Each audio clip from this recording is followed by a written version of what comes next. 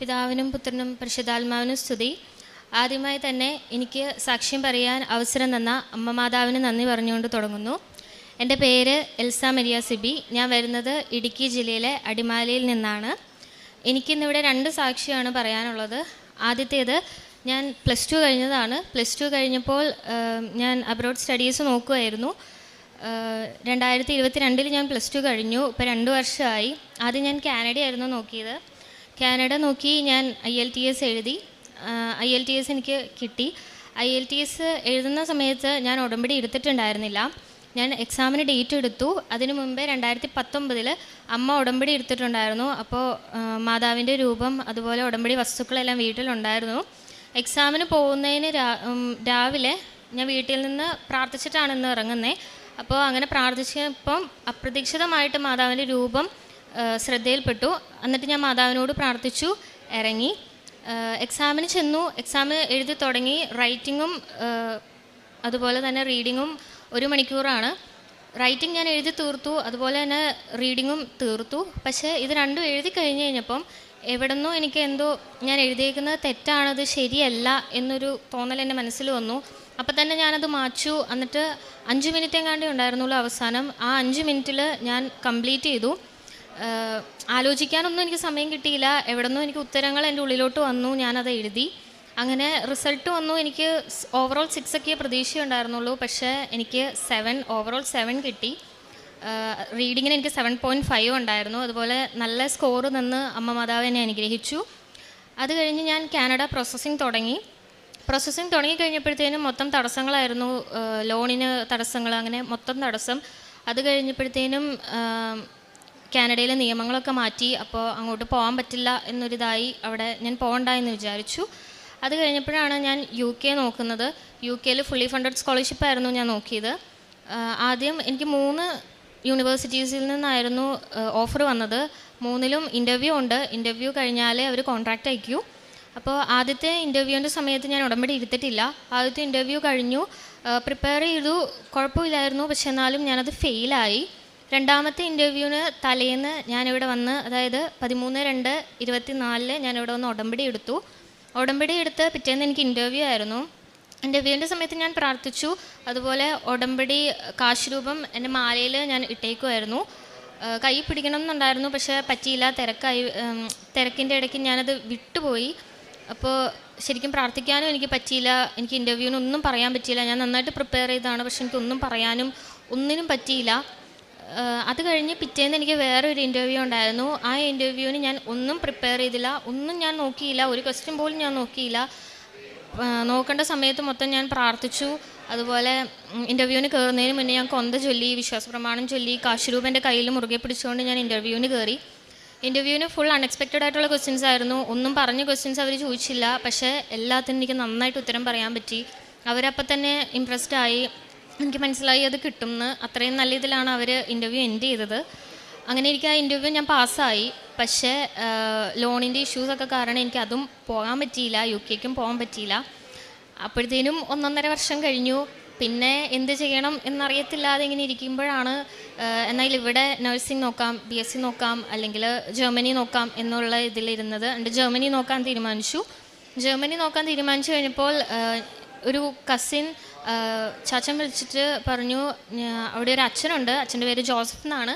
അപ്പോൾ അച്ഛൻ ഇങ്ങനെ പിള്ളേരെ പഠിപ്പിക്കുന്നുണ്ട് ജർമ്മൻ. അപ്പോൾ അച്ഛനോടൊന്ന് പറയാൻ പറഞ്ഞു. അങ്ങനെ ഞങ്ങൾ അച്ഛനെ കണ്ടപ്പോൾ അച്ഛൻ പറഞ്ഞു, ആലോചിച്ച് തീരുമാനിച്ചാൽ മതി, ഭാവിയുടെ കേസാണ്, അപ്പം എങ്ങനെയാണെന്ന് വെച്ചാൽ ആലോചിച്ച് തീരുമാനിച്ച് പറ്റുമെങ്കിൽ മാത്രം എടുത്താൽ മതി എന്ന് പറഞ്ഞു. അപ്പോഴും എനിക്ക് ഭയങ്കര കൺഫ്യൂഷനായിരുന്നു. ഇങ്ങനെ 2 തവണ അബ്രോഡ് നോക്കി, അതൊന്നും നടക്കുന്നില്ല. 3ാമത് നോക്കി എന്താവും എന്ന നല്ല കൺഫ്യൂഷൻ ഉണ്ടായിരുന്നു. അങ്ങനെ പേടിച്ച് ഒരു ഡിസിഷൻ എടുക്കാൻ പറ്റാതിരിക്കുന്ന ഒരു ടൈമായിരുന്നു. അപ്പം എന്നെ സ്കൂളിൽ പഠിപ്പിച്ചൊരു സിസ്റ്റർ എന്നെ വിളിച്ചു. സിസ്റ്റർ വിളിച്ചിട്ട് എന്നോട് പറഞ്ഞു, അത് പഠിച്ചോ, ജർമ്മൻ പഠിച്ചോ, നല്ലതാണ്, വേറെ ഒന്നും ആലോചിക്കണ്ട, പഠിച്ചോ എന്ന് എന്നോട് പറഞ്ഞു. അപ്പോൾ എനിക്ക് തോന്നി അതായിരിക്കും എനിക്കുള്ളത് എന്ന് വിശ്വസിച്ച് ഞാൻ പഠിക്കാൻ തുടങ്ങി. എക്സാമിന് ഡേറ്റ് എടുത്തു. അത് കഴിഞ്ഞ് 5-ാം തീയതി ഞാനിവിടെ വന്ന് ഉടമ്പടി പുതുക്കി. 5-ാം തീയതി പുതുക്കി. 28-ാം തീയതി എനിക്ക് എക്സാം ആയിരുന്നു. ഞാൻ എക്സാമിന് പോയി. ചെന്നൈയിലായിരുന്നു എക്സാം. വേളാങ്കണ്ണിയിലൊക്കെ പോയിട്ടാണ് പോയത്. ഞാൻ അവിടെ ചെന്ന് ഉപ്പിട്ട് പ്രാർത്ഥിച്ചു. എക്സാം എഴുതുന്നതിന് മുന്നേ ഉപ്പ് വിതറി. അതുപോലെ എൻ്റെ കൂടെ ഉണ്ടായിരുന്ന കുട്ടികൾക്കൊക്കെ ഉപ്പ് കൊടുത്തു. ഞങ്ങളെല്ലാവരും ഒരുമിച്ച് പ്രാർത്ഥിച്ചു. എക്സാം ഈസി ഒന്നും അല്ലായിരുന്നു, എന്നാൽ അത്ര ടഫ് അല്ലായിരുന്നു. പക്ഷേ എനിക്ക് കോൺഫിഡൻസ് ഉണ്ടായിരുന്നോ എന്ന് ചോദിച്ചാൽ എനിക്ക് അത്ര കോൺഫിഡൻസ് ഇല്ലായിരുന്നു എനിക്ക് കിട്ടുമെന്ന്.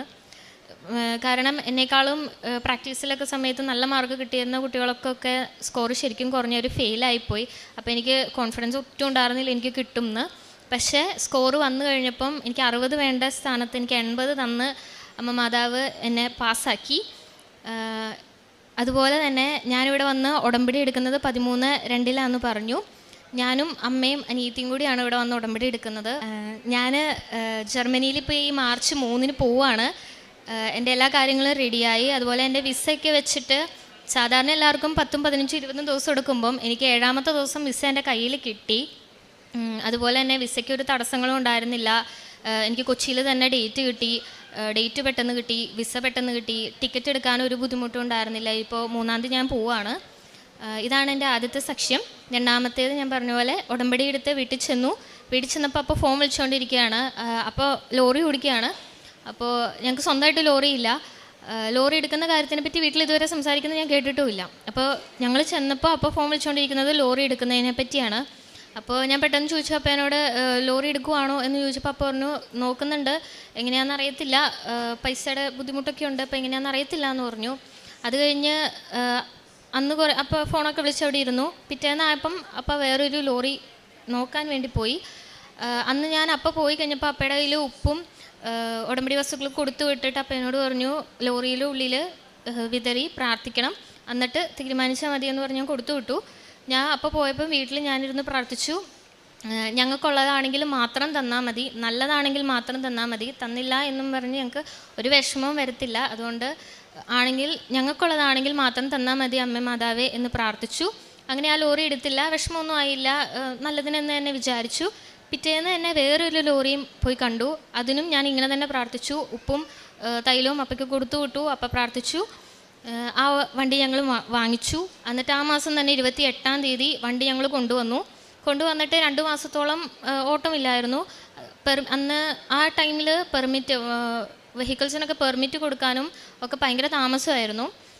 സാധാരണ എല്ലാ വെഹിക്കിൾസിനും 6 മാസം ഒക്കെ കൂടി പെർമിറ്റ് കിട്ടേണ്ടടുത്ത് ഞങ്ങൾക്ക് 2 മാസത്തിനുള്ളിൽ പെർമിറ്റ് കിട്ടി. അങ്ങനെ ലോറി ഓടിത്തുടങ്ങി. ആദ്യം കേരള പെർമിറ്റാണ് കിട്ടിയത്. കേരളയിൽ ഓടിത്തുടങ്ങി 1 മാസത്തിനകം ഓൾ ഇന്ത്യ പെർമിറ്റ് കിട്ടി. അങ്ങനെ ഇപ്പോൾ ലോറി ഓൾ ഇന്ത്യ പെർമിറ്റ് ഓടുകയാണ്. അപ്പോഴാണ് ഓടിക്കുന്നത്. അങ്ങനെ എല്ലാ സൗഭാഗ്യങ്ങളും അമ്മ മാതാവ് തന്നു. 1000 നന്ദി അമ്മ മാതാവിനോട് പറയുന്നു.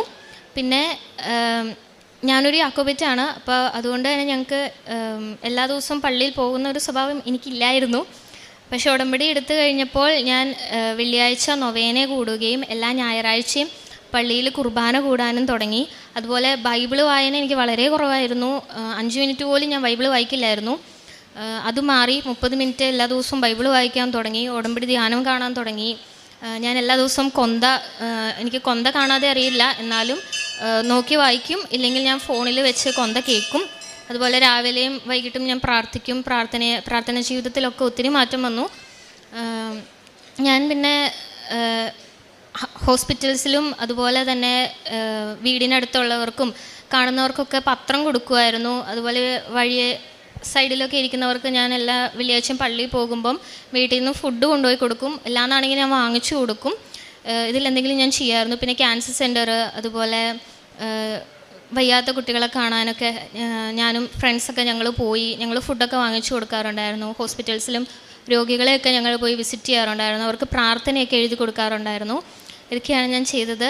ഇത്രയും ചെയ്തു തന്ന അമ്മ മാതാവിന് ഞാൻ നന്ദി പറയുന്നു. എനിക്കൊരു കാര്യം പറയാനുള്ളത്, ഞാൻ ഒരു 5 വർഷം മുമ്പ് 2019 ഉടമ്പടി എടുത്തതായിരുന്നു.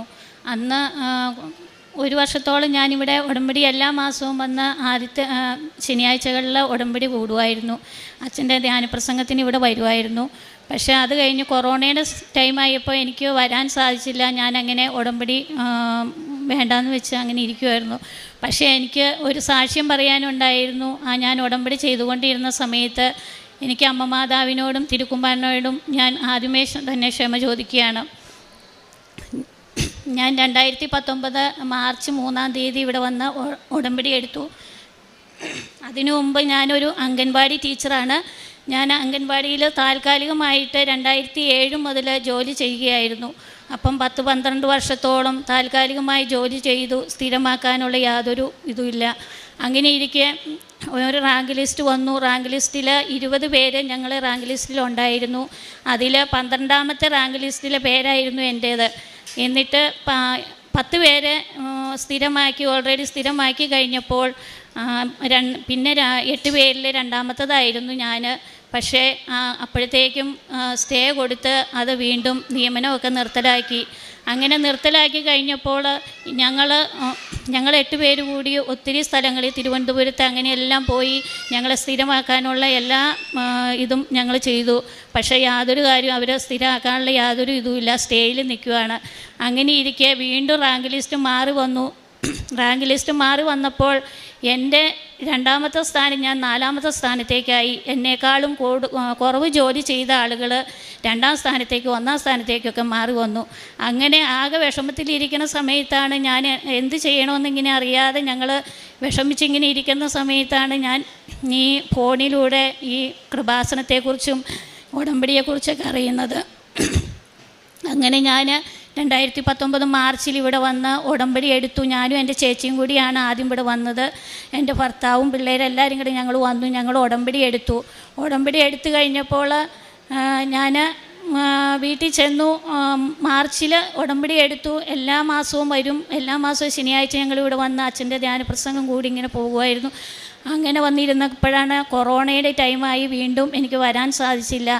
അപ്പോൾ ഞാൻ 3ാം മാസം ഉടമ്പടി എടുത്തു. 9ാം മാസമായപ്പോഴത്തേക്കും എൻ്റെ റാങ്ക് ലിസ്റ്റ് വേറെ, ഞാൻ 2ാമത്തേൽ നിന്നത് അത് തന്നെ വീണ്ടും റാങ്ക് ലിസ്റ്റ് പ്രസിദ്ധീകരിച്ച് വീണ്ടും വന്നു. ഞാനങ്ങനെ ഇപ്പം 5 വർഷമായി ജോലി സ്ഥിരമായി എനിക്ക് കിട്ടി. 9ാം മാസം 9 മാസം ഞാൻ ഈ ഉടമ്പടി എടുത്തിട്ട് ഉടമ്പടി ചെയ്തുള്ളൂ. അപ്പോഴത്തേക്ക് എൻ്റെ അമ്മ മാതാവ് എനിക്ക് സ്ഥിരമായി ജോലി തന്നു. അപ്പോൾ അമ്മ മാതാവിനും തിരുക്കുമാരനോടും കൂടി ഞാൻ 1000 നന്ദി പറഞ്ഞുകൊള്ളുന്നു.